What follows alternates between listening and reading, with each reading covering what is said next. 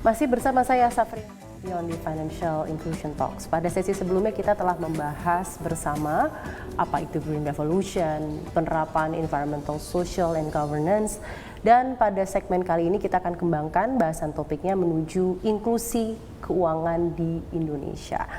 Sesuai dengan target dan tentunya optimisme dari OJK, pencapaian inklusi keuangan di Indonesia ditargetkan bisa tembus 90% di tahun 2024. Nah, perihal ini bagaimana sebenarnya peluang dan bagaimana juga sebenarnya tantangannya mencapai target tersebut.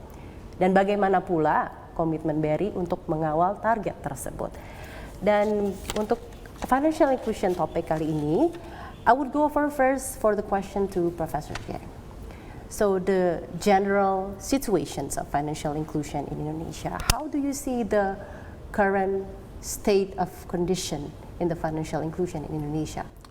So there's good news and there's bad news. Yeah. So the good news is Indonesia has made tremendous progress.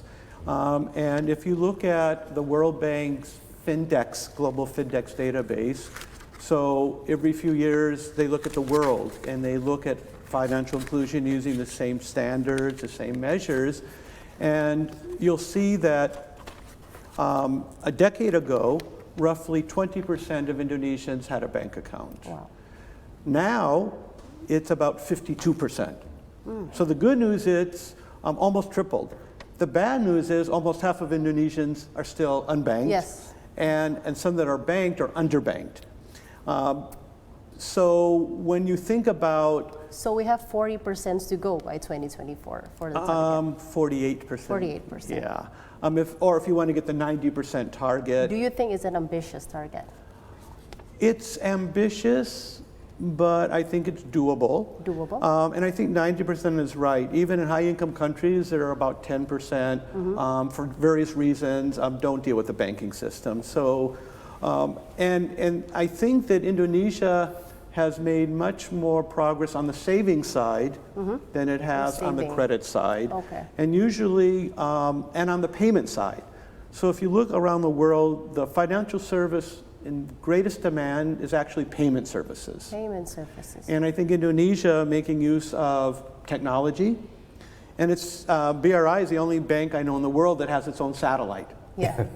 BRISAT. That's true. And Indonesia has many satellites.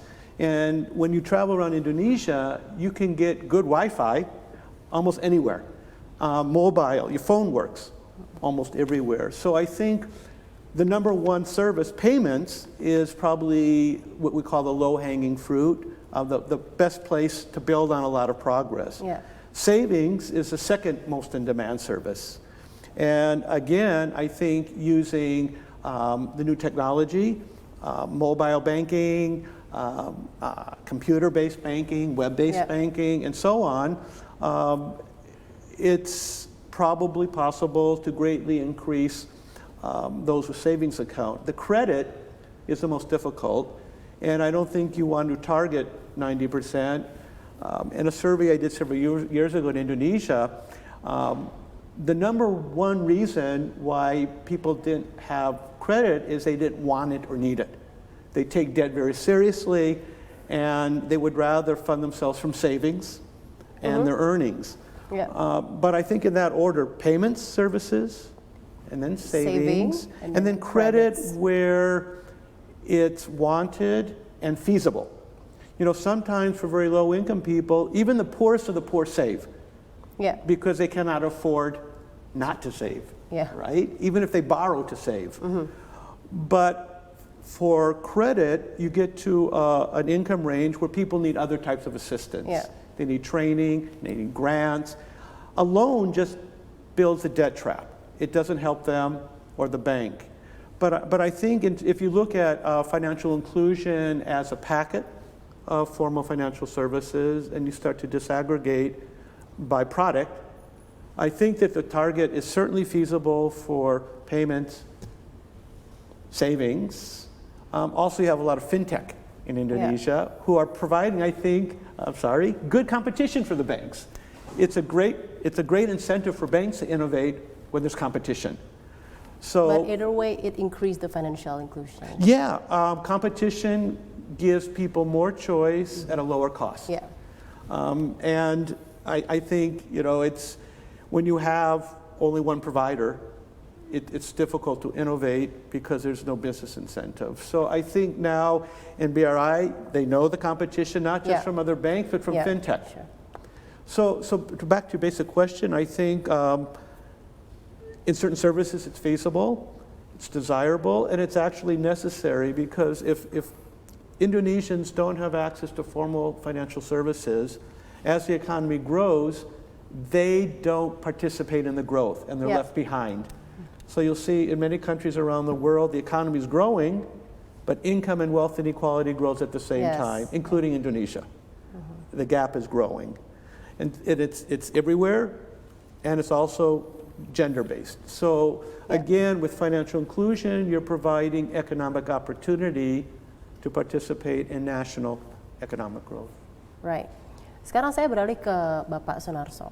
Pak, ini mengenai target OJK financial inclusion 90% di tahun 2024. Tentunya ada challenge tersendiri, terutama meraih masyarakat yang berada di daerah yang secara geographical challenging. Bagaimana strategi BRI untuk memperluas akses keuangan kepada seluruh lapisan masyarakat, terutama mereka yang tinggal di daerah 3T, terdepan, terpencil, tertinggal?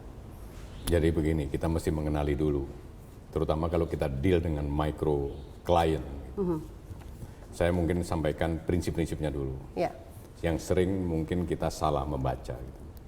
Jadi micro and SME sesungguhnya lebih membutuhkan edukasi. Daripada advokasi. Kenapa demikian? Karena dengan edukasi lah mereka itu nanti bisa menjadi sesuatu yang menarik, dan menarik itu menjadi mendorong kompetisi dari perbankan, dan kompetisi dari perbankan itu nanti akan memberikan bagi mereka pelaku-pelaku UMKM ini choice, pilihan seperti yang Profesor J. Rosengart sampaikan tadi. Itu penting gitu.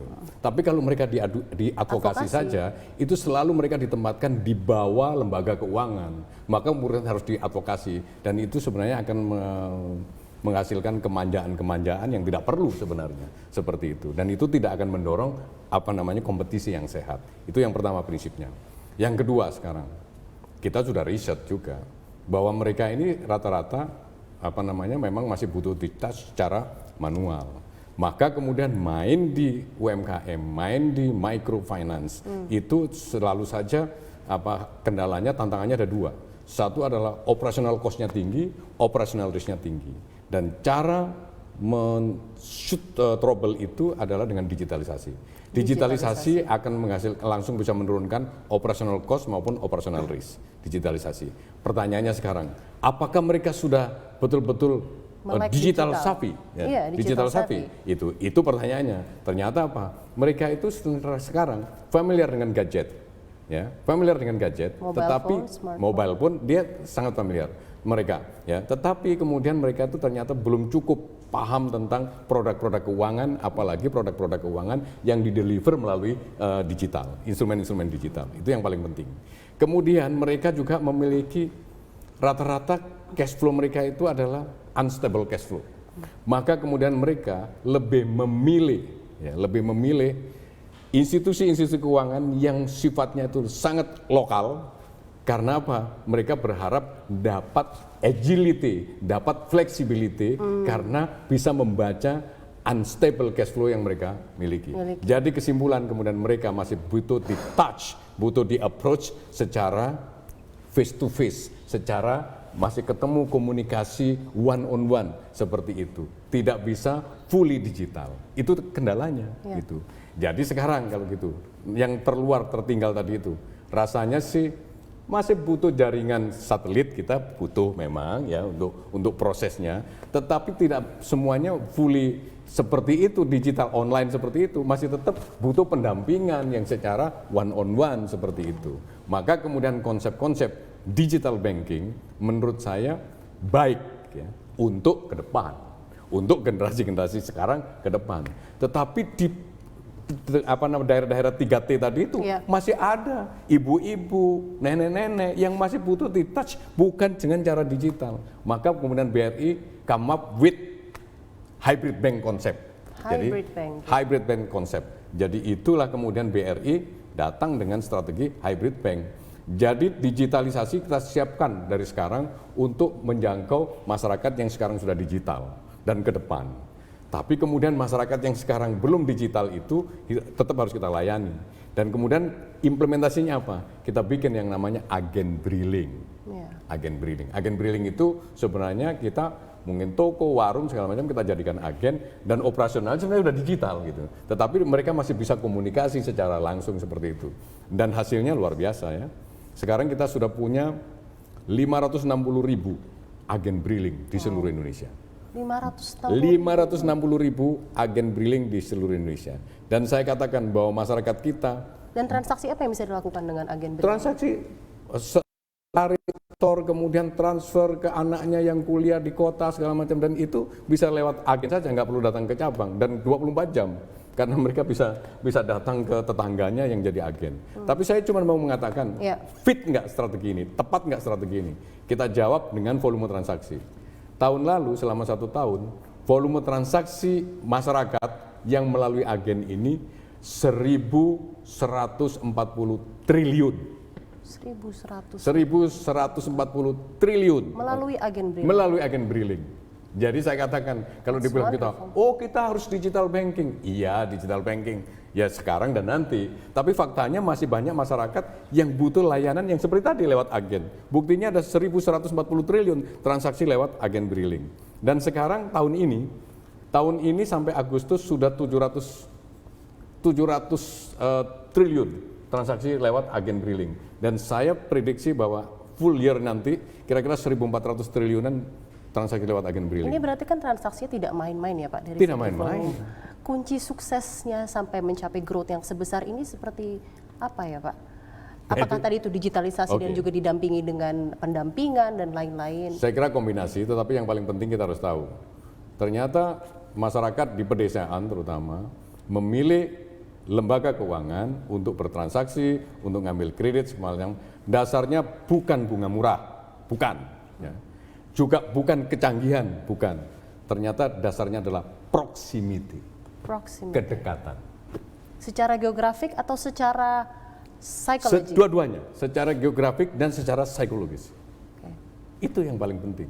Itu yang kita harus tahu. Jadi kalau kita mau ngambil katakanlah anak-anak muda sekarang, oh ya pakai ini, silakan. Tapi itu main di Jakarta, di Surabaya, di Bandung, dan mungkin di kafe-kafe itu. Tapi kalau kita pergi ke misalnya katakanlah produsen-produsen mungkin rice, mungkin di perkebunan, mungkin kita ketemu rubber, mungkin dan mungkin koko di Sulawesi segala macam, itu sebenarnya ya masih butuh pendekatan-pendekatan yang tadi itu. Jadi kata kuncinya adalah itu, bukan bunga murah, bukan, ya. Juga bukan yang canggih-canggih, bukan. Ternyata kedekatan dan kemudian proximity tadi, proximity. Dan bagi mereka proximity akan menghasilkan flexibility, gitu. Flexibility yang akhirnya meningkatkan inklusi keuangan ya secara overall. Sementara itu, tapi nanti ke depan ya pasti berubah. Nah, ini kita tetap harus antisipasi perubahan itu, gitu. Baik. Gitu. Sekarang saya akan beralih ke Bapak Supari, Direktur Bisnis Mikro BRI. Saya akan banyak bertanya mengenai pemberdayaan UMKM ya Pak ya, terutama dari segi microfinance. Upaya apa saja yang sudah dilakukan BRI untuk mendorong inklusi keuangan, namun dari segi pemberdayaan UMKM? Ya, makasih Sabrina. Menyimak tadi yang disampaikan Prof. C, kemudian juga Pak Sunarso. Ini kan dua kata kunci ya bagi pelaku UMKM itu. Inklusi, literasi. Literasi, inklusi. Mana yang lebih dulu? Literasi. Saya akan berangkat dari situ. Tadi Prof. C sampaikan tentang konsep inklusi. Pak Sunarso sampaikan tentang perilaku mereka para pelaku UMKM. Ada 3 tadi dari Prof. C ya, untuk konsep inklusi. Seberapa besar, seberapa luas mereka, para pelaku UMKM ini mengakses kredit, mengakses saving, mengakses payment, kira-kira seperti itu. Yeah. Kemudian perilakunya, tadi sudah disampaikan Pak Sunarso, maka literasi harus di depan untuk mencapai sebuah goal dari inklusi. Pemerintah sudah menetapkan 2024 90% masyarakat Indonesia harus terinklusi. ambisius kata Prof J, tapi bisa dikerjakan. Doable. Ya. Nah, BRI membuat sebuah model. Kalau di dalam praktek-praktek industri inklusi itu ada 3 aspek penting, payment, kredit atau pembiayaan, dan saving atau simpanan, maka kita modelkan, Safrina. Jatuhlah pada sebuah model bahwa 90% masyarakat Indonesia akan terinklusi jika 171 juta masyarakat Indonesia tahun 2024 nanti bisa mengakses lembaga pembiayaan atau lembaga keuangan formal. Kira-kira seperti itu. Betul. Nah, BRI menetapkan visinya Champion of Financial Inclusion. Maka BRI sesungguhnya ingin berkontribusi 70% dari 100 atau 90% cita-cita inklusi di tahun 2024 itu. Itu ketemunya kurang lebih 117 juta. Penduduk Indonesia ya yang berusia 15 tahun ke atas harus bisa mengakses jasa keuangan, terutama layanan keuangan BRI. Nah, tadi sudah sampaikan, literasi pemberdayaan harus di depan. Pak Sunarso tadi sampaikan, bukan advokasi lagi. Nah, apa yang sudah dikerjakan, Safrina? Tadi Pak Sunarso sudah sampaikan juga tentang kemana sih arah inklusi kita ini. Perekonomian negeri kita ini kan UMKM, 64 juta lebih ada di sana. Di UMKM. Posturnya itu ada di bawah kan gitu ya. Betul. Maka mereka mempunyai potensi besar untuk semakin berkontribusi jika di literasi. BRI sudah mempunyai framework yang menurut saya baguslah dan sudah mapan, menjangkau seluruh level-level entrepreneurship mereka. Bagi 30 juta yang belum terakses, kita sediakan literasi basic, menyemangati mereka, itu bagian dari literasi. Menyemangati mereka untuk bisa menabung, itu literasi. Tadi Pak Sunarso juga menyampaikan tentang keberadaan agen briling. Agen briling adalah salah satu infrastruktur BRI sebagai sentra dari pemberdayaan. Sebelum mereka berkeinginan menabung, mereka melayani beli pulsa, transfer, yang pada akhirnya nanti mereka mau menabung. Itulah literasi dasar yang dilakukan BRI. Belum lagi kita punya resources jaringan, punya resources sumber daya manusia yang sangat besar. Apalagi kalau sumber daya manusia kita itu setelah holding ultramikro ada 66.000 tenaga pemasar yang di depan. Yang di depan untuk selalu melakukan pendampingan mereka. Karena mereka sedigital apapun nanti situasi di negeri ini, mereka masih perlu pendampingan. Saya ada tanggapan tersendiri, Pak.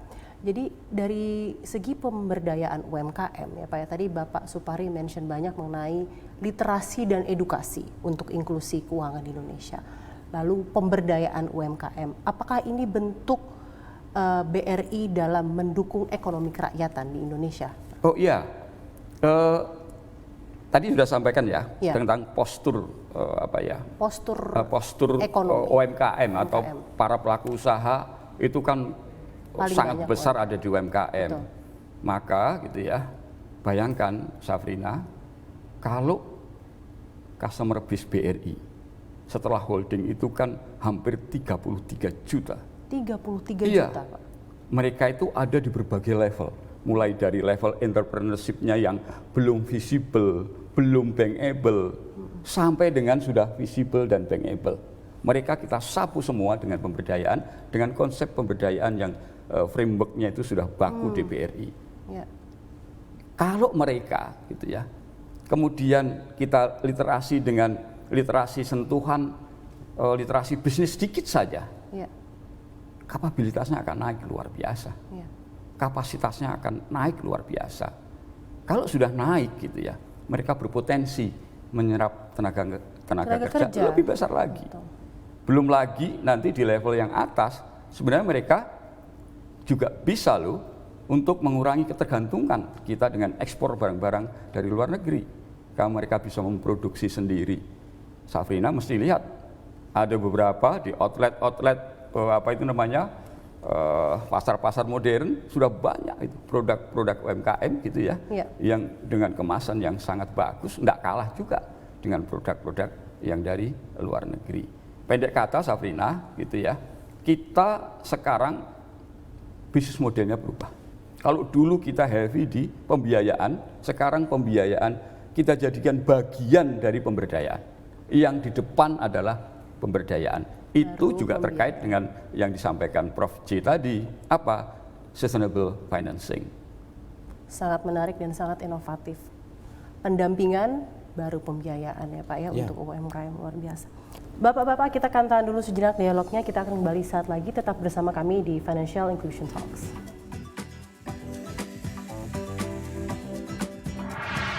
Pertimbangan yang utama, yang paling utama adalah memang kecepatan dan kemudahan.